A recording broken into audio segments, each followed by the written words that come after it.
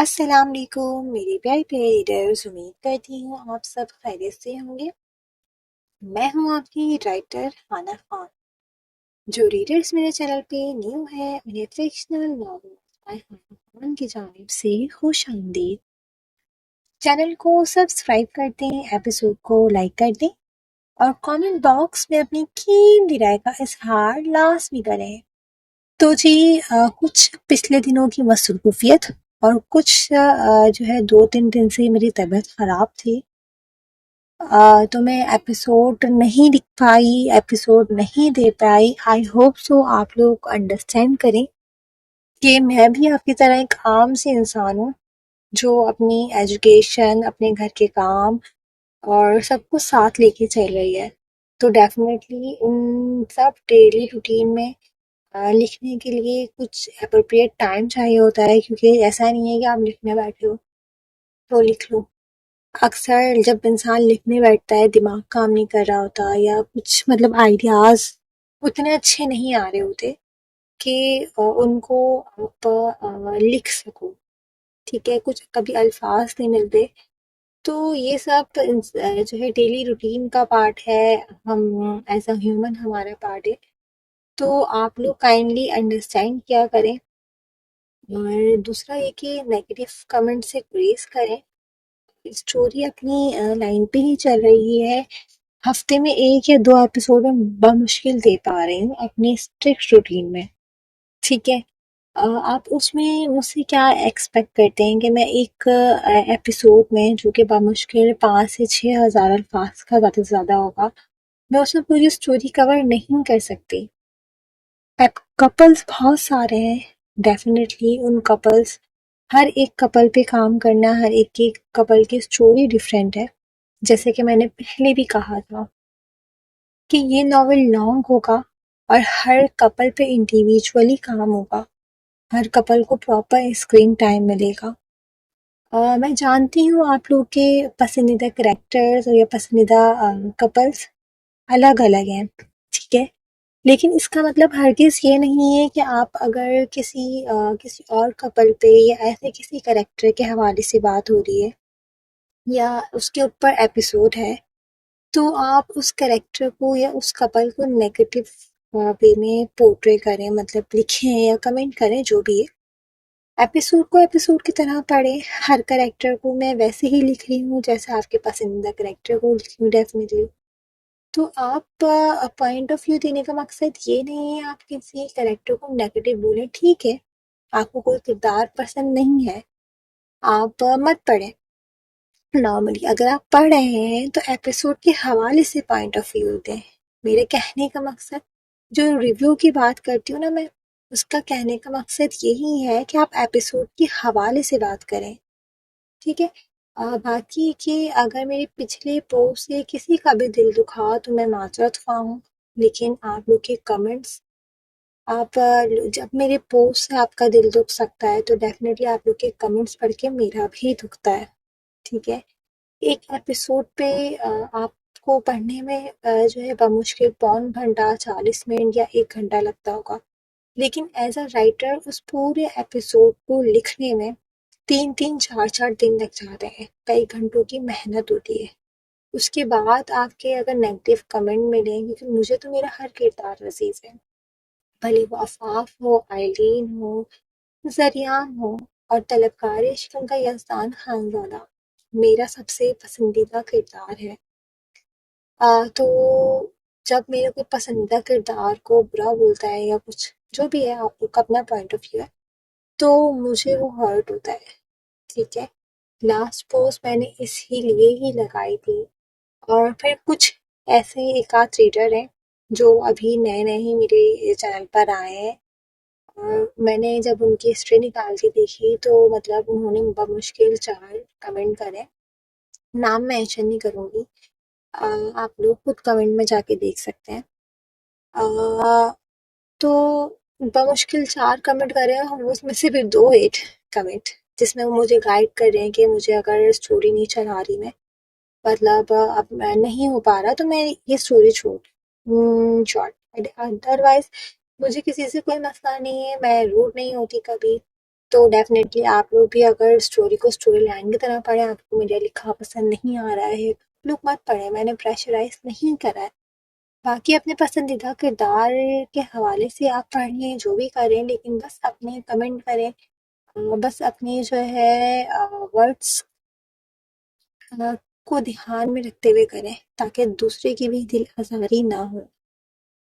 تو جی چلتے ہیں، بہت ساری باتیں ہو گئیں، میں موسٹلی یہ ساری باتیں ایپیسوڈ کے دوران نہیں کرتی ہوں، لیکن میری پچھلے پوسٹ پہ میری ایک دو بہت ہی پیاری ریڈرز کا دل دکھا ہے، تو مجھے لگا کہ مجھے یہ سب بولنا کمپلسری ہے، اور میں نے ان دو ریڈرز کے لیے ہی اتنا سارا بولا ہے کیونکہ وہ لوگ بہت زیادہ اپریشیٹ کرتے ہیں، اور سے پچھلے کمنٹ میں بھی وہ تھوڑا سا غصہ ہو گئے تھے، تو میں نے بہت کاملی ہینڈل کرا تھا، لیکن جو لاسٹ ایپیسوڈ پہ ریویو تھے اس سے میرا دل دکھا تو میں نے ڈیفینیٹلی بول دیا۔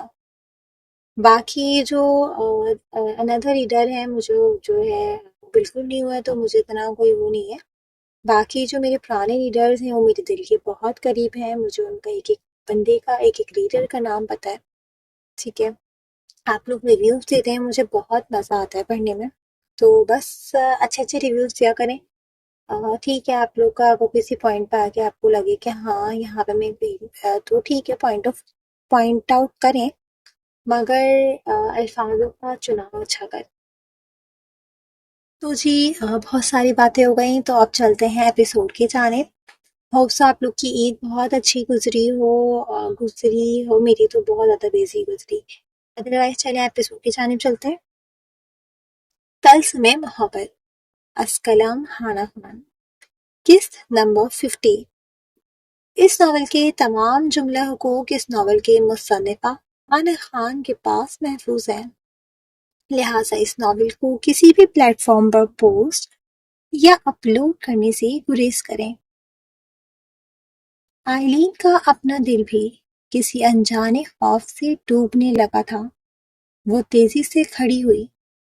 اب تک واقعی ابتسام کو آ جانا چاہیے تھا، ٹائم زیادہ ہو گیا تھا، اصولاً تو اس وقت تک ان دونوں کا نکاح ہو جانا چاہیے تھا۔ آئلین نے سوچتے ہوئے لب کچلے، دل الگ خوف سے دھڑک رہا تھا، کانوں میں پریحان کی دی گئی بد دعائیں گونجی، تو اس نے خوف سے نفی میں سر ہلایا، کہیں اسے کوئی سزا تو نہیں ملنے والی؟ ایک عاشق کے لیے سب سے بڑی سزا محبوب کی جدائی ہی تو ہوتی ہے۔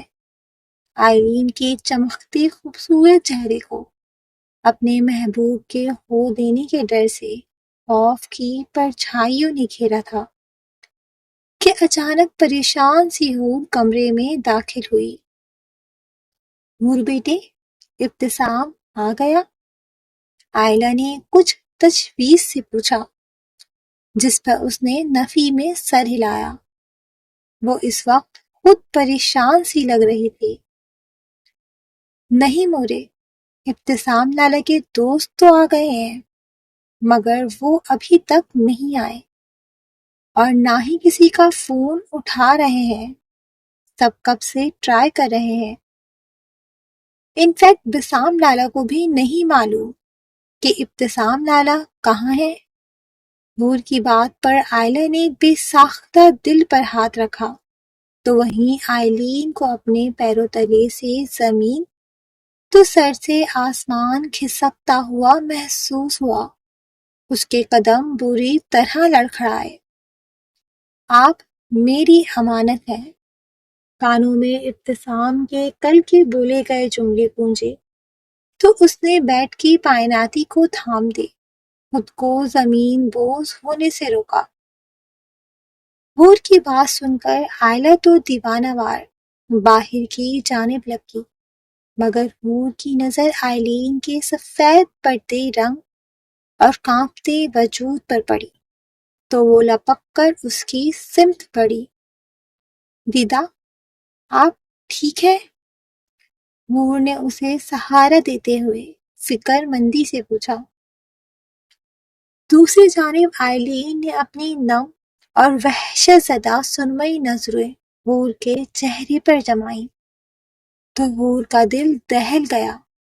آئلین کی حالت ایسی تھی جیسے کوئی اس کا سانس سینے میں ہی گھونٹ رہا ہو۔ اس کے لب لرز رہے تھے، چہرہ رنگوں سے خالی ہو چکا تھا اور پورا وجود جیسے کسی زلزلے کی گرفت میں تھا۔ اس کی حالت ایک ایسے پیاسے کی مانند تھی جو کنویں کے پاس آ کر بھی جیسے پیاسا مرنے کی کگار پر ہو۔ حور میرا موبائل دے دو۔ آئلین نے لرزتے لبوں سے حور العین کو مخاطب کرتے کانپتے ہاتھوں سے سائڈ ٹیبل پر رکھے اپنے موبائل کی جانب اشارہ کیا، جس پر اگلے ہی لمحے حور العین تیزی سے سائڈ ٹیبل کی جانب بڑھی اور تیزی سے موبائل اٹھا کر آئلین کے لرزتے ہاتھ میں تھما دیا۔ ساتھ ہی حور العین کے دوسرے ہاتھ میں پانی کا گلاس بھی موجود تھا۔ دیدہ پانی پی لیں پلیز۔ آپ کیوں اتنی خوفزدہ ہو رہی ہیں؟ لالا آتے ہی ہوں گے۔ حور نے آئلین کے ٹھنڈے پڑتے ہاتھوں کو اپنے ہاتھوں کی تپش دیتے ہوئے تسلی دی، جس پر آئلین کے لبوں پر ایک بے جان سی مسکراہٹ بکھری۔ ہاں تم ٹھیک کہہ رہی ہو، کچھ بھی نہیں ہوگا، مجھے اتنی بڑی سزا نہیں مل سکتی۔ آئلین نے زیر لب بڑبڑاتے نفی میں سر ہلایا۔ سرمئی آنکھوں سے آنسو موتیوں کی صورت ٹوٹ کر اس کے رخسار پر گر رہے تھے، جبکہ دوسری جانب آئلین کی بڑبڑاہٹ پر حور العین نے کچھ نہ سمجھی سے اس کی جانب دیکھا، جیسے وہ آئلین کی بات سمجھنے سے قاصر ہو۔ مگر حور، اگر مجھے میری کی گئی غلطیوں کی سزا ملی ہے تو یہ میرے لیے انتہائی تکلیف دہ ہے۔ میں ابتسام کے بغیر نہیں رہ سکتی، میں اس سے بہت محبت کرتی ہوں، میں ان کے بغیر مر جاؤں گی حور۔ آئلین نے حور کی جانب دیکھتے تکلیف دہ لہجے میں لرزتے ہوئے کہا۔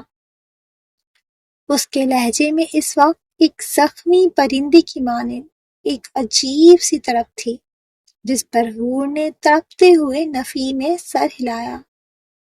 نہیں دیدہ، ایسا کچھ نہیں ہوگا، بڑے بابا ہے نا، سب ٹھیک ہو جائے گا، رونا بند کریں۔ حور نے نرمی سے آئلین کے رخسار پر بہتے آنسوؤں کو صاف کرتے اسے تسلی دی، جس پر آئلین نے نفی میں سر ہلایا۔ نہیں، میں یہی ڈیزرو کرتی ہوں، میں نے عفاف کو اذیت پہنچائی، میری وجہ سے ہی تم میں اور شیان میں دوریاں آئیں، اور اذہان اور پریحان، وہ بھی تو میری ہی وجہ سے ایک دوسرے سے نالا ہے نا۔ میں اسی قسم کی سزا کی حقدار ہوں۔ آئلین حور کے ہاتھ پر سر رکھتے پھوٹ پھوٹ کر رو دی۔ اسے یقین ہو چلا تھا کہ اسے خوشیاں راس نہیں آتی تھیں، آتی بھی کیسے؟ اتنے لوگوں کے دلوں کو اجاڑنے والے بھلا کبھی پرسکون رہ پاتے ہیں؟ حور نے سوچتے گہرا سانس لیا۔ گڑھے مردے اکھاڑ کر صرف تکلیف ہی ہوتی ہے، اور ماضی میں کی گئی غلطیوں پر انسان کے پاس سوائے پچھتاوے کے کچھ نہیں رہتا، کیونکہ اس وقت انسان اپنی انا اور مغروریت کے زوم میں ہر چیز تہس نہس کر چکا ہوتا ہے، اور پھر جب پانی سر سے گزر جاتا ہے اور وقت چکنی مٹی کی مانند ہاتھوں سے پھسلتا چلا جاتا ہے تو سوائے پچھتاووں کے اس کے پاس کچھ نہیں رہتا، اور پھر اکثر انسان اپنی زندگی میں آنے والی ہر آزمائش کو اپنی ماضی میں کی گئی غلطیوں کی سزا ہی سمجھتا ہے۔ یہی حال اس وقت آئلین خانزادہ کا بھی تھا۔ دیدہ، بے شک میرے اور شایان کے بیچ جو دوریاں آئی تھیں وہ آپ کی مجھ سے کی گئی باتوں کے زیر اثر ہی تھیں، مگر اس سب کے لیے اگر میں صرف آپ کو گناہگار ٹھہراؤں تو یہ آپ کے ساتھ ناانصافی ہوگی، کیونکہ ان دوریوں کی وجہ میں خود بھی تھی۔ میرے پاس میرا اپنا دماغ تھا جسے میں نے بر وقت استعمال نہیں کیا، اور میں خود بھی آپ کے دل میں عفاف کے لیے پلنے والی اس خود ساختہ نفرت کا حصہ بنتی چلی گئی۔ مور نے آئلین کی آنکھوں میں آنکھیں ڈال کر سنجیدگی سے کہا، لیکن آپ نے مجھے فورس تو نہیں کیا تھا نا، میں خود آپ کی باتوں میں آتی گئی۔ انسان کو اشرف المخلوقات کہا گیا ہے، کیوں؟ تاکہ وہ اپنے دماغ کو استعمال کر سکے، مگر میں نے کیا کیا؟ میں نے بھی وہی کیا جو غلط تھا۔ ایسے ہی پریحان اور اذہان کا معاملہ ہے۔ مجھے نہیں معلوم کہ آپ نے ان کے بیچ ایسا کیا کیا ہے جس سے پریحان اذہان سے اس حد تک نفرت کرنے لگی ہے کہ وہ اس کا نام بھی نہیں سننا چاہتی، حالانکہ اذہان کی پریحان کے لیے محبت ہم سب سے چھپی نہیں ہے۔ مور نے ایک لمحے کا توقف لیا اور پھر سنجیدگی سے مزید گویا ہوئی، لیکن خیر، جو چیز آپ نے الجھائی ہے اسے سلجھانا بھی آپ کا ہی فرض ہے، اور اب رونا بند کریں۔ اب وہ دور گیا کہ لوگوں کے دل کسی انسان کو روتے دیکھ کر بسیجتے تھے، اور وہ سمجھتے تھے کہ وہ انسان اپنے کیے پر شرمندہ ہے۔ لیکن اب جو دور چل رہا ہے اس میں اب انہی آنسوؤں کو مگرمچھ کے آنسو کہا جاتا ہے، اور جذباتوں کو ڈرامے بازی۔ دیدہ، اللہ سے اچھے کی امید رکھیں۔ جن لوگوں کا دل آپ کی وجہ سے دکھا ہے ان سے سچے دل سے معافی مانگیں۔ دیدہ، بہت کم لوگ ہوتے ہیں جن کا ظرف بڑا ہوتا ہے، ہو سکتا ہے وہ لوگ بھی آپ کو معاف کر دیں۔ مرولین کے نقوش میں شروع میں سٹ مہری سی دوری تھی، کیونکہ کہیں نہ کہیں شایان اور اس کے بیچ بدگمانی پیدا کرنے میں اہم کردار آئلین خانزادہ کا ہی تھا۔ پھر اس نے سر جھٹکتے اپنی بات مکمل کی، کیونکہ قصوروار صرف آئلین خانزادہ ہی نہیں تھی بلکہ وہ سب خود بھی تھے، جنہوں نے صرف ایک انسان کی باتوں پر اندھا اعتماد کرتے ایک دوسرے سے رشتے خراب کیے تھے۔ دوسری طرف آئلین نے ندامت سے لب کچلے، اور اگلے ہی پل اس نے ابتسام کا نمبر اپنے موبائل سے ڈائل کیا، جو فی الحال اس وقت بھی سوئچ آف ہی تھا۔ اے میرے پیارے اللہ، میں بہت گناہگار ہوں، میری وجہ سے آپ کے بندوں کا دل دکھا ہے، پلیز مجھے معاف کر دیں، مجھ سے وہ نہ چھینیں جسے میں خود سے زیادہ چاہتی ہوں۔ میں آپ کے بندوں سے بھی معافی مانگ لوں گی، مجھے جو سزا ملے گی میں آنکھ بند کر کے قبول کر لوں گی، مگر وہ سزا ابتسام سے جدائی نہ ہو، میں انہیں بہت چاہتی ہوں، پلیز مجھے میرا محبوب دے دے۔ آئلین کے لبوں پر اب بھی صرف ایک ہی دعا کا پہرا تھا۔ اس نے موبائل کو سینے سے لگا کر لرزتے لبوں سے جیسے اپنے رب سے فریاد کی تھی، اور پھر اللہ تو اپنے بندوں کو 70 ماؤں سے زیادہ چاہتا ہے، سچے دل سے کی جانے والی توبہ بھلا وہ کیوں قبول نہ کرتا۔ اور پھر میرا پیارا رب بھی تو فرماتا ہے کہ وہ اپنے بندوں کو ان کی برداشت سے زیادہ نہیں آزماتا۔ آئلین خانزادہ کی دعا بھی سن لی گئی تھی کہ یکلک کارپورچ میں ایک گاڑی کے ٹائر بری طرح سے چڑچڑائے تھے، اور وہ ایک جھٹکے سے آ کر رکی تھی، کہ آئلین کی نم آنکھوں میں چمک سی دوڑی اور اگلے ہی پل وہ بیڈ سے اٹھتے، تیزی سے بالکنی کی جانب کھلتے، گلاس ڈور کی جانب بھاگی، مگر وہاں آ کر جیسے اس کے قدم زنجیر سے ہوئے تھے، اس کا دل ایک دم سے بری طرح سے لرزا تھا، جبکہ اس کے قدم بھی بری طرح سے ڈگمگائے تھے۔ یہی حال اس کے پیچھے آتی حور العین کا بھی تھا، جس نے منہ پر ہاتھ رکھتے تیزی سے آئلین کو تھاما تھا۔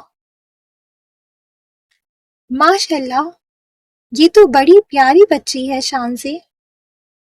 پریحان جو اس وقت شانزے کے ساتھ کھڑی تھی کہ مسز جمیل نے ان کے پاس آتے ہی نہایت محبت اور ستائش بھری نظروں سے اسے دیکھتے ہوئے اس کی تعریف کی تھی۔ آج کے فنکشن کے لیے پریحان اور حور العین نے ایک سی ڈریسنگ کی تھی، جبکہ نوران کا ڈریس گل مہر نے خاص اپنی پسند سے لیا تھا۔ اس وقت پریحان لائٹ بلو کلر کی میکسی میں ملبوس ہلکا پھلکا سا تیار بلا کی حسین لگ رہی تھی۔ نیلی اداس آنکھوں کو گہرا کاجل لگائے اسے مزید دو آتشہ کیا گیا تھا کہ اچانک سے مسز جمیل کو اپنی جانب آتی اتنی گرم جوشی سے بڑھتے دیکھ کر اس نے کچھ جھجکتے ہوئے انہیں سلام کیا تھا، جبکہ شانزے زبردستی سا مسکرا دی۔ وہ زیان کے بزنس پارٹنر کی اہلیہ تھی، جن کا کام ہر فنکشن میں اپنے بیٹوں کے لیے لڑکیاں ڈھونڈنا تھا۔ ایک بار پہلے بھی وہ شانزے اور زیان سے اپنے بڑے بیٹے کے لیے عنایا کا ہاتھ مانگ چکی تھی، جس پر شانزے نے انہیں یہ کہہ کر ٹال چکی تھی کہ عنایا کی منگنی اس کی چچا زاد کزن سے بچپن سے طے ہے، جس پر مسز جمیل خالی ہاتھ واپس لوٹ چکی تھی۔ یہی وجہ تھی کہ اب کی بار مسز جمیل کے اتنے پرجوش انداز میں پریحان کی جانب بڑھنے اور پھر یوں پریحان کی خوبصورتی کے قصیدے پڑھنے پر شانزے کی پسلی بری طرح پھڑپڑائی تھی۔ جی، اللہ کا کرم ہے، شانزے نے مسکراتے ہوئے مسز جمیل کو جواب دیا، مگر دل ہی دل میں انہیں صلواتوں سے نوازا، اور ساتھ ہی اس نے خاموشی سے پریحان کو آنکھ کے اشارے سے وہاں سے جانے کا اشارہ کیا۔ بیٹا، کیا نام ہے آپ کا؟ اور آپ انگیج تو نہیں ہے؟ پریحان ابھی وہاں سے جانے ہی والی تھی کہ مسز جمیل نے لپک کر اس کا ہاتھ تھام لیا۔ ان کے لہجے میں موجود تجسس صاف بتا رہا تھا کہ اس بار وہ خالی ہاتھ جانے کے موڈ میں ہرگز نہیں تھی۔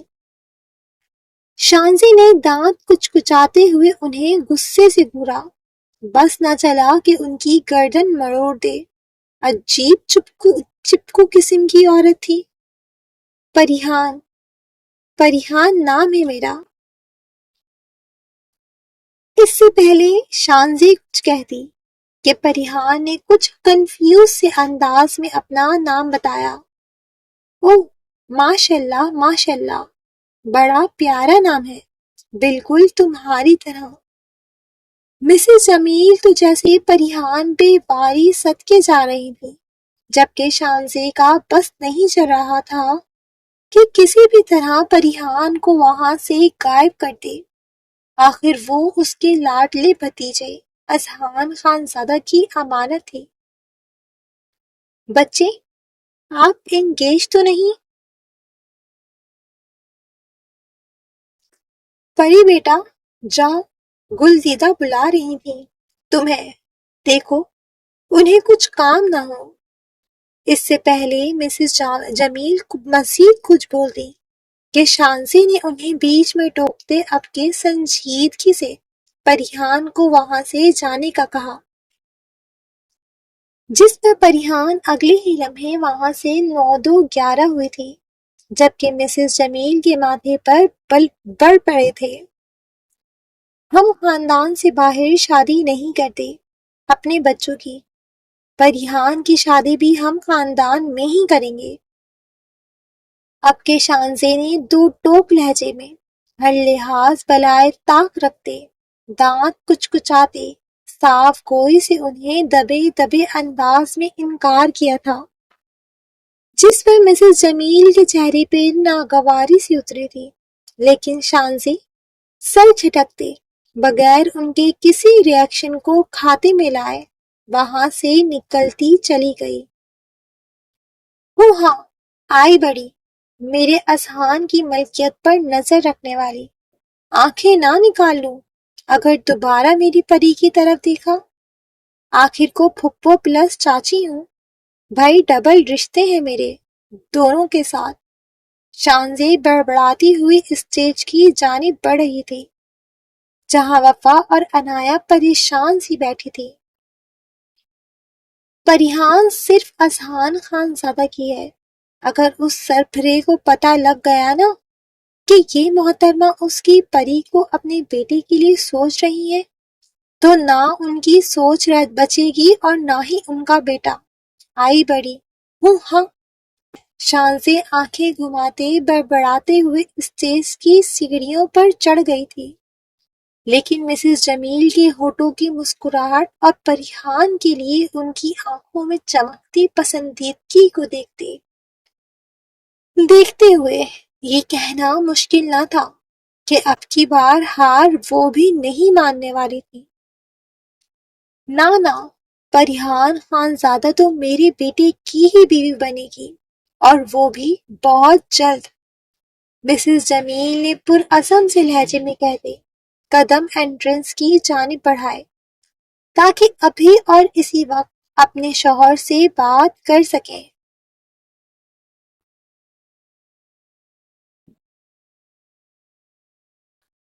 حویلی کے وسیع و عریض لاؤنج میں اس وقت یزدان، غازیان اور زیان کے ساتھ پریوش اور آئلہ بھی موجود تھیں۔ حویلی کے بیرونی سبزہ میں آج کی تقریب اپنے پورے جوبن پر تھی۔ رنگین شامیانے تلے مہمانوں کا ہجوم تھا، جہاں صافیان اور قیان کے ہمراہ وفا اور عنایا اپنے بھاری لائٹ براؤن کافی براؤن رنگ کے روسی ملبوسات میں سجی اسٹیج پر بیٹھی تھی، جبکہ گاؤں کے معززین مہمان خواتین ان کی منہ دکھائی کی رسموں میں مگن تھے۔ شاید یہی وجہ تھی کہ اب تک کسی کا بھی دھیان ابتسام کے غائب ہونے کی جانب نہیں گیا تھا۔ حویلی کے بزرگوں کے ساتھ شہروز، گل مہر، دائس، عبیرہ اور شانزے بھی اسی بھیڑ کا حصہ تھے، جبکہ دوسری جانب اذہان اور شیان شاویز کے تعینات کردہ گارڈز کے ہمراہ شہر کا کونا کونا چھان رہے تھے، مگر اب تک ابتسام سے رابطے کی ہر کوشش میں انہیں ناکامی کا سامنا کرنا پڑا تھا۔ ذریعہ کچھ پتہ چلا ابتسام کا؟ ذریعہ کو لاؤنج میں داخل ہوتے دیکھ کر یزدان نے نہایت سنجیدگی سے اسے مخاطب کیا۔ اس وقت خان حویلی میں یزدان یا پھر ذریعہ کا ہونا ضروری تھا، ورنہ وہاں تقریب میں آئے مہمانوں کو شک ہو سکتا تھا اور ان کی عزت ایک بار پھر داؤ پر لگ سکتی تھی۔ نہیں بڑے بابا، ابتسام کی لاسٹ لوکیشن ایک جنگل کی ہے، جس کے آس پاس آبادی نہ ہونے کے برابر ہے۔ شاویز گیا ہے وہاں اپنی ٹیم کے ساتھ، وہ میرے رابطے میں ہی ہے۔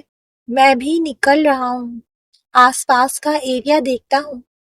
آپ لوگ بھی باہر آ کر بیٹھیں، ورنہ لوگوں میں چہما گوئیاں شروع ہو جائیں گی۔ ذریعام نے سنجیدگی سے کہا۔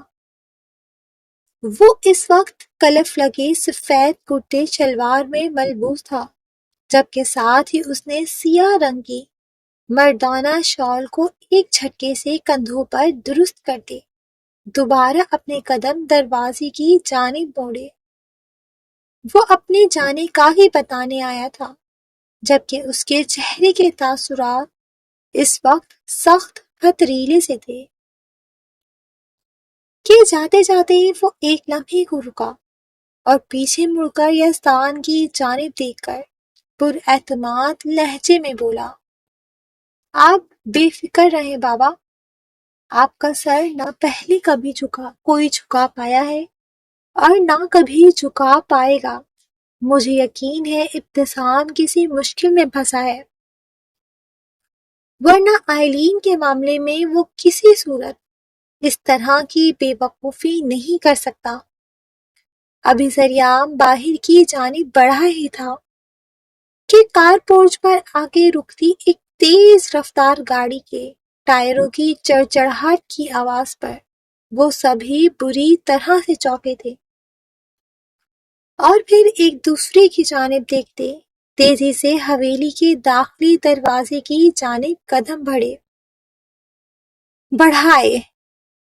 ابتسام ذریعام جو تیز تیز قدموں سے کار پورچ کی جانب بڑھ رہا تھا کہ اچانک سامنے کار پورچ میں رکتی گاڑی کی ہولناک حالت دیکھ کر ساخت ہوا تھا۔ پھر اگلے ہی پل وہ ایک دم گراتے ہوئے دیوانے وار ابتسام کی گاڑی کی جانب بھاگا۔ کار پورچ کی روشنیاں اس تباہ شدہ منظر کو مزید بھیانک بنا رہی تھیں۔ گاڑی کا حشر دیکھ کر ذریعام کو اپنا کلیجہ منہ کو آتا محسوس ہوا۔ گاڑی کا اگلا حصہ بری طرح سے پچک کر اندر گھس چکا تھا اور پچھلا حصہ بھی ٹوٹ پھوٹ کر ٹیڑھا ہو گیا تھا، جیسے کسی بہت بڑی گاڑی نے اسے زور سے ہٹ کیا ہو۔ پوری گاڑی پر گولیوں کے نشان صاف نظر آ رہے تھے، جنہوں نے لوہے کی چادر کو چھلنی کر دیا تھا۔ سامنے کا پورا شیشہ ٹوٹ کر بکھر چکا تھا اور کانچ کے باریک ٹکڑے سیٹوں اور ڈیش بورڈ پر بکھرے پڑے تھے۔ ذریعام نے تڑپ کر ڈرائیونگ سیٹ کی جانب ہاتھ بڑھاتے اس دروازے کو کھولنے کی کوشش کی، جہاں ابتسام نہایت مخدوش اور زخمی حالت میں موجود سر کی پشت کو سیٹ سے لگائے گہرے گہرے سانس لے رہا تھا۔ اس کے ماتھے پر ایک گہرا زخم تھا جس سے خونگی ایک موٹی لکیر بہتی ہوئی اس کی آنکھ اور گال سے گزر کر تھوڑی تک آ رہی تھی۔ روبرو چہرے پر بھی کانچ کے چبھنے کے نشانات تھے۔ اس کا صاف ستھرا سفید کرتا جگہ جگہ سے چھیٹوں سے رنگین تھا۔ اس کے بائیں بازو کی آستین بھی تر تھی، جس پر اس وقت ذریعام کا دھیان نہ جا سکا تھا۔ ابتسام، اوئے ابتسام، تو ٹھیک ہے نا؟ بول کچھ۔ ذریعام نے لرزتے ہاتھوں سے تیزی سے بچے کچے گلاس ونڈو پر زوردار مکہ مارتے اس شیشے کو توڑتے، اگلی پل کھڑکی سے ہاتھ ڈالتے اس کا لاک کھولتے ابتسام کے شانے کو ہلایا تھا۔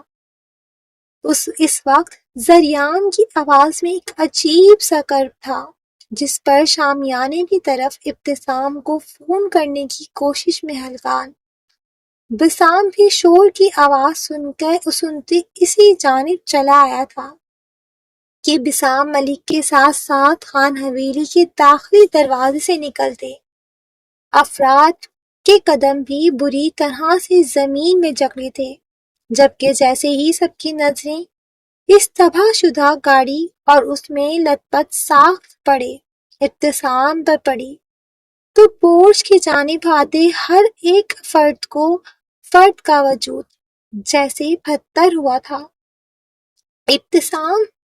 بسام دیوانہ وار بھاگتا ہوا ابتسام کی جانب آیا، جبکہ ذریعام اور بسام کی آنکھوں میں آنسو دیکھتے اور ان کو اپنے لیے تڑپتے دیکھ کر ابتسام کے لبوں پر دل جلاتی مسکراہٹ سی بکھری تھی۔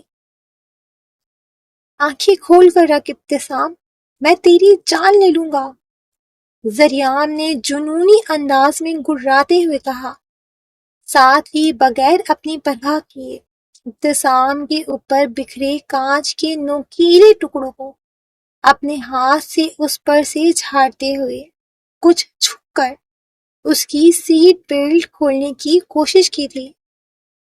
ٹوٹے نوکیلے کانچ کے وہ ریزے ذریعام کی ہتھیلیوں میں پیوست ہو کر اسے بھی زخمی کر رہے تھے، مگر اسے اپنے زخمی ہوتے ہاتھوں کی فکر تک نہ تھی۔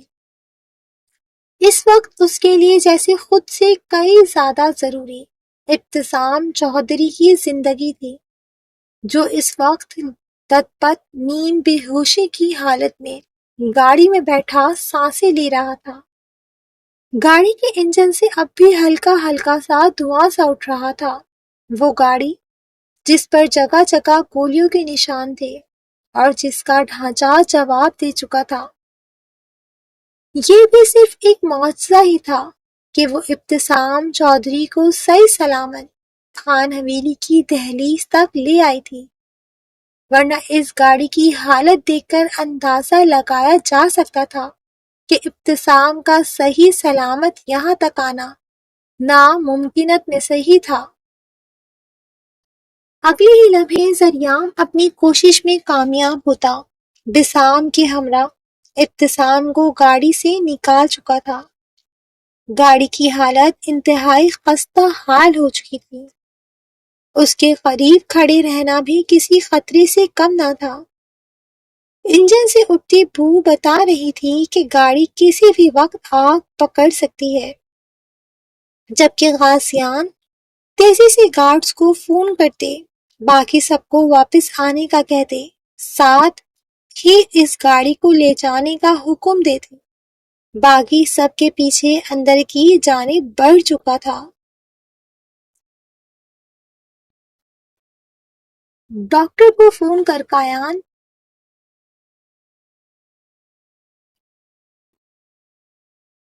ذریعام جو زخمی شیر کی طرح بے چین سا تھا، کمرے میں تیز تیز قدموں سے آتے کایان کو دیکھ کر وہ ایک دم سے دبا دبا سا گڑایا۔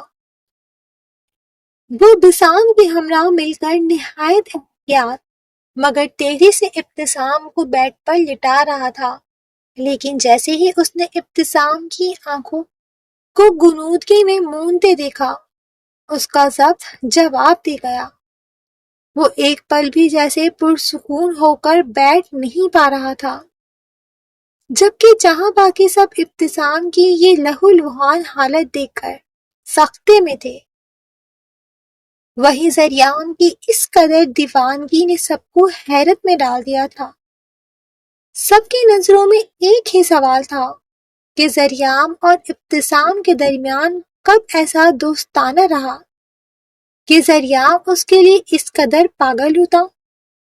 بچپن میں ایک مختصر سا عرصہ ان دونوں نے ساتھ گزارا تھا، پھر وہ دونوں ہی الگ ہو گئے تھے۔ یزدان نے الجھی ہوئی نظروں سے اپنے برابر میں کھڑے غازیان کو دیکھا۔ ان دونوں کے تجربہ کار ذہنوں میں کچھ بری طرح کھٹکا تھا، مگر وہ حقیقت کیا تھی، اس کا سراغ فی الحال کسی کے پاس نہ تھا۔ کیا واقعی کچھ ایسا تھا جو یزدان خانزادہ کی نظروں سے اب تک اوجھل تھا؟ یزدان نے لب بیچتے پرسوچ نظروں سے ذریعام کی جانب دیکھا۔ میں نے اذہان کو بولا ہے، وہ ڈاکٹر کو ساتھ لے کر آتے ہی ہوں گے۔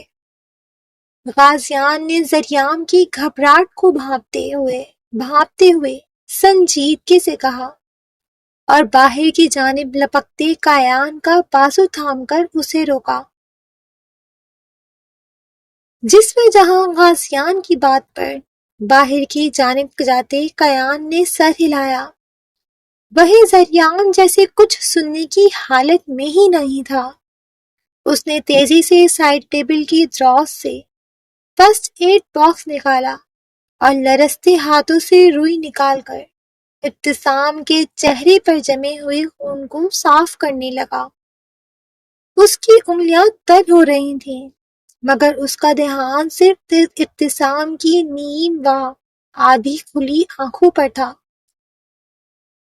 اوئے ابتسام، ہوش میں رہ، سن رہا ہے نا تو؟ اتنی سی چوٹوں سے اگر تو بے ہوش ہوا تو لعنت ہے تجھ پر۔ زریام نے ایک بار پھر ابتسام کا چہرہ تھپتھپاتے گڑراتے ہوئے کہا، جس پر بسام نے اپنے لب بیچے، اسے گولی چھو کر گزری ہے بے وقوف سردار صاحب۔ بسام نے دانت کچکچاتے زریام کو عقل دلائی تھی، جو عجیب ہوش کھونے کے در پر تھا جیسے۔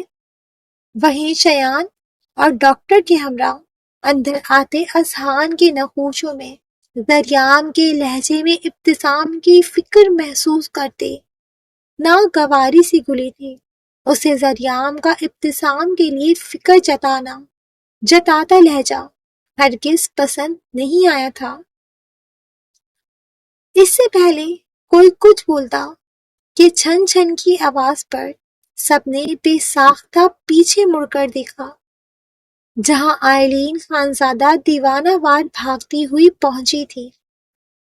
اس کا بھاری برائڈل گرارا فرش سے رگڑ کھا رہا تھا، ماتھے کا جھومر ادھر ادھر ڈول رہا تھا، اور سرمئی آنکھوں سے بہتے آنسوؤں نے جیسے اس کے رخساروں کو تر کر رکھا تھا۔ دوسری جانب دروازے کے عین بیچوں بیچ پہنچ کر آئلین جیسے ساخت ہوئی تھی۔ سامنے بیڈ پر پڑے ابتسام کو دیکھ کر اس کا وجود بری طرح تھر تھرایا تھا۔ وہ جس کے لیے سجی تھی، جس کے انتظار میں پلکیں بچھائے بیٹھی تھی، اسے اس حال میں دیکھ کر جیسے آئلین کو اپنی روح فنا ہوتی محسوس ہوئی تھی۔ ابتسام، اس نے نہایت نحیف سی آواز میں زیر لب اپنے محبوب کا نام پکارا۔ آئلین کو اپنی ہی آواز کسی گہری کھائی سے آتی محسوس ہوئی تھی۔ کہاں سوچا تھا کہ کبھی وہ اپنے پسندیدہ مرد کو اس حالت میں بھی دیکھے گی۔ کمرے میں موجود تمام افراد، خاص طور پر یزدان، آئلہ اور اذہان کی نگاہیں بیک وقت آئلین کے لرزتے ہوئے وجود پر جمی تھیں، مگر آئلین کو جیسے اس وقت دنیا و مافیا کا ہوش تک نہ تھا۔ اس کی سرمئی آنسو بھری نگاہیں صرف اور صرف بیڈ پر صاف پڑے اس وجود کو دیکھ رہی تھیں، جس میں آئلین خانزادہ کی سانسیں اٹکی تھیں۔ ہاں، وہ اتنی ہی دیوانگی سے ابتسام چودھری کو چاہتی تھی۔ دوسری جانب ابتسام جو غنودگی کی گہری کھائیوں میں اتر رہا تھا، ان چوڑیوں کی کھنکار کے ساتھ اس میٹھی پکار پر جیسے ہوش کی دنیا میں واپس لوٹ آیا تھا۔ اس نے نہایت تکلیف سے اپنی بوجھل اور خون سے اٹی پلکیں اٹھائیں اور اپنے سامنے اپنی ہی پسند کیے گئے ملبوسات میں کھڑی اپنے دل پر راج کرتی اس واحد حقدار کو خود کے لیے سر سے لے کر پیر تک سجے دیکھ کر اتنی تکلیف میں بھی ابتسام چودھری کے لبوں پر مسرور سی مسکراہٹ نکلی۔ اس وقت اس کی لائٹ براؤن آنکھیں دیوانہ وار اس نازک سرمئی آنکھوں والی حسینہ پر جمی تھیں، جو اس کا عشق تھی، اس کی کل کائنات تھی۔ دوسری جانب ڈاکٹر اس وقت تیزی سے اس کے زخموں کا معائنہ کر رہا تھا۔ بہت زیادہ ضائع ہو چکا ہے سردار صاحب، ماتھے اور بازو کے زخم گہرے ہیں، شیشے کے کچھ ذرے ماتھے کے اندر بھی ہو سکتے ہیں، اور بازو کا زخم بھی ٹانکے مانگ رہا ہے۔ ہمیں انہیں فوراً اسپتال منتقل کرنا پڑے گا، ورنہ انفیکشن کا خطرہ بڑھ جائے گا۔ ڈاکٹر نے تیزی سے روئی اور بینڈیج نکال کر عارضی مرہم پٹی شروع کی تھی، جبکہ ابتسام کی نظریں اب بھی دیوانہ وار آئلین کے چہرے پر جمی تھی۔ اس نے جیسے ڈاکٹر کی بات کو سن کر بھی انسنا کر دیا تھا۔ پھر اپنی نظریں آئلین کے خوبصورت چہرے سے ہٹا کر خود سے کچھ فاصلے پر کھڑے یزدان پر جمائی۔ اس کی آواز میں نکاہت تھی، مگر لہجہ اتنا پختہ تھا کہ کمرے میں کھڑے لوگوں کو اس کی ذہنی حالت پر شبا سا گزرا تھا۔ یزدان انکل، اس نے ایک لمبی تکلیف دہ سانس دی، یہ ٹانکے، یہ اسپتال، سب کچھ بعد میں۔ اس نے اپنا لرزتا ہوا ہاتھ آئلین کی سمت بڑھانے کی کوشش کی اور پھر یزدان کی آنکھوں میں آنکھیں ڈال کر نہایت مضبوطی سے کہا، مجھے ابھی اسی وقت آئلین سے نکاح کرنا ہے، پہلے میرا نکاح پڑھوائیں، باقی سب بعد میں ہوگا۔ ابتسام کے لہجے میں ایک عجیب سی ضد تھی، جس پر یزدان نے سنجیدگی سے اس کی جانب دیکھا۔ ابتسام بیٹا، تمہاری حالت ٹھیک نہیں ہے، پہلے اسپتال چلو، نکاح تو بعد میں بھی۔ یزدان نے آگے بڑھ کر اسے سمجھانے کی کوشش کی، کیونکہ فی الحال یزدان کے لیے ابتسام کی صحت زیادہ ضروری تھی، جسے صحیح ٹریٹمنٹ کی ضرورت تھی۔ نہیں انکل، ابتسام نے تڑپ کر یزدان کا ہاتھ تھاما، میں موت کے منہ سے لڑ کر صرف اس لمحے کے لیے یہاں تک پہنچا ہوں۔ اگر مجھے کچھ ہو گیا تو میں یہ حسرت لے کر نہیں مرنا چاہتا کہ آئلین خانزادہ ابتسام چودھری کے نام نہیں ہو سکی۔ نکاح ابھی ہوگا، ابھی اور اسی وقت۔ ابتسام کی ضد اور آنکھوں میں موجود آئلین خانزادہ کے لیے سچی تڑپ نے یزدان کو لب بیچنے پر مجبور کیا۔ ایک طرف ابتسام چودھری کی زندگی میں آئلین کی اہمیت کو دیکھ کر جہاں یزدان کا دل پرسکون ہوا، وہیں ابتسام کے زخموں کو دیکھ کر اسے پریشانی نے گھیرا تھا۔ ابتسام، پاگل پنا مت کرو، زخم خراب ہو جائیں گے، کہیں نہیں جا رہی آئلین، یہاں ہی ہے، تمہیں اس وقت علاج کی سخت ضرورت ہے۔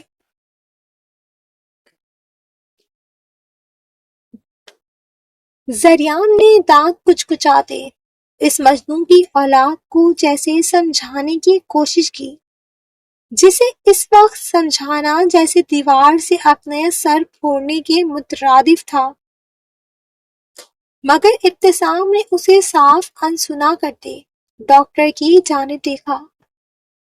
ڈاکٹر، مجھے کوئی ایسا سن کرنے والا انجیکشن لگائیں کہ میرا درد وقتی طور پر ختم ہو جائے، لیکن میں ہوش و حواس میں رہوں، کسی بھی طور پر غنودگی میں نہیں جانا چاہتا، کم از کم تب تک تو بالکل نہیں جب تک میں اپنی محبت کو اپنے نام نہ کر لوں۔ ابتسام کی نظریں ایک بار پھر آئلین کی جانب اٹھی تھی، جو اس کے لفظوں پر سرخ انار ہوتی نظریں جھکا چکی تھی۔ ساری پریشانی خوف جیسے اڑن چھو ہوا تھا، اس وقت اسے ابتسام کی دماغی حالت پر شبا سا ہوا تھا، جو وہاں کھڑے سب افراد کو نظر انداز کیے اپنی ضد پر آ رہا تھا۔ ڈاکٹر لمحے بھر کو ہچکچایا، پھر ابتسام کی ضد دیکھ کر سر ہلا دیا، جس پر ابتسام کے لبوں پر مسکراہٹ بکھری، تو وہیں زریام نے غصے سے اس کی جانب دیکھا، جس پر ابتسام نے اس کو آنکھ ونک کی۔ ڈاکٹر، آپ فی الحال کے لیے مرہم پٹی کر کے اینٹی انجیکشن لگا دیں تاکہ کسی قسم کا انفیکشن نہ پھیلے، یزدان نے پہلے ڈاکٹر کی جانب دیکھتے سنجیدگی سے کہا، پھر زریام کی جانب دیکھا۔ نکاح لاؤنج میں ہوگا۔ زریام، تم ابتسام کا حلیہ ٹھیک کر کے باہر لاؤ، میں مولوی صاحب کو بلواتا ہوں۔ اب کہ اپنی بات مکمل کرتے یزدان کا رخ آئلہ کی جانب تھا۔ آئلین کو پانی وانی پلا کر لاؤنج میں لائے خانم، اب کے یزدان کے لہجے میں نرمی تھی، جس پر آئلہ نے اسوات کی صورت سر ہلاتے قدم آئلین کی جانب بڑھائے، جس کی سرمئی بے قرار نظریں اب بھی ابتسام پر ٹکی تھیں۔ چلو آئلین، حور بیٹا، آپ ٹچ اپ کروانے میں آئلین کی ہیلپ کرو، میں باقی سب دیکھ لوں۔ حور اور آئلہ آئلین کو تھامے کمرے سے نکل گئے تھے۔ بسام، ایک کام کر دو بیٹا، دائز اور شہری کو بولو کہ مولوی صاحب کو لے کر لاؤنج میں آ جائے، اور بابا اور چھوٹے بابا کو بھی لے کر آنا۔ بسام، جو ابتسام اور زریان پر نظریں ٹکائے خاموش کھڑا تھا، یزدان کے نرمی سے دیے گئے حکم پر مسکراتے ہوئے سر ہلاتے باہر کی جانب بڑھ گیا تھا۔ ویسے بھی وہ ادھا کو گل مہر کے پاس چھوڑ کر آیا تھا، کیونکہ مردوں اور خواتین کے بیٹھنے کا انتظام الگ الگ تھا، تو اس کا ارادہ ادھا کو دیکھنے کا بھی تھا۔ نوران، جو اس وقت لائٹ پنک رنگ کے کامدار لہنگے اور شارٹ سی کرتی میں کسی کھلتے ہوئے کمل کی مانند لگ رہی تھی، بے خیالی میں اپنے آپ میں مگن قدم آگے بڑھا رہی تھی۔ جتنی عزت اور پیار اسے صرف ایک دن میں خان حویلی کی مکینوں کی جانب سے ملا تھا، اس کے بعد وہ خود پر نازا سی تھی۔ اس کا رواں رواں جیسے کھل سا اٹھا۔ وہ محبتوں کے لیے ترسی لڑکی خان حویلی کے مکینوں کی اتنی محبت پر جیسے پھولے نہیں سما رہی تھی۔ گل مہر نے تو جیسے اسے اپنے ہاتھ کا چھالا بنا رکھا تھا، مگر شاویز، وہ ہاں، کھڑوس 2 نمبر پولیس والا۔ شاویز کا خیال آتے ہی جہاں نوران کی دل کی دھڑکن بڑھی تھی، وہیں اس نے منہ بناتے اسے القابات سے نوازا۔ کل کے بعد سے اس کا سامنا شاویز سے نہیں ہوا تھا۔ نوران نے گہرا سانس لیتے اپنے گلابی رخسار کو چھوتی لٹ کو اپنی نازک مخروطی انگلی سے پیچھے کیا تھا، اور پھر اس کے لبوں پر شرمیلی سی مسکراہٹ بکھری۔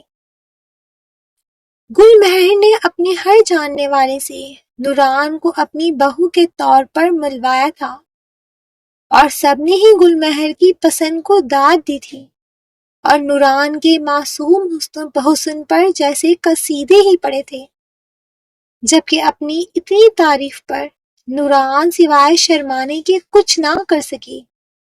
کیا وہ واقعی اتنی خوبصورت تھی؟ یہ انکشاف بھی اس پر خان حویلی میں آ کر ہی ہوا تھا، ورنہ ملک حویلی میں تو اس کی تائی اور پھپھی کی بیٹیاں اسے حقارت سے دیکھتی تھیں۔ ملک حویلی میں گزرے وہ عصیت ناک پل یاد کرتے نوران کی شہد رنگ آنکھوں میں نمی سی اتری۔ پھر اس نے سر جھٹکا۔ ہاں نور، اب وہ لوگ تجھ تک نہیں پہنچ سکتے، کبھی بھی نہیں۔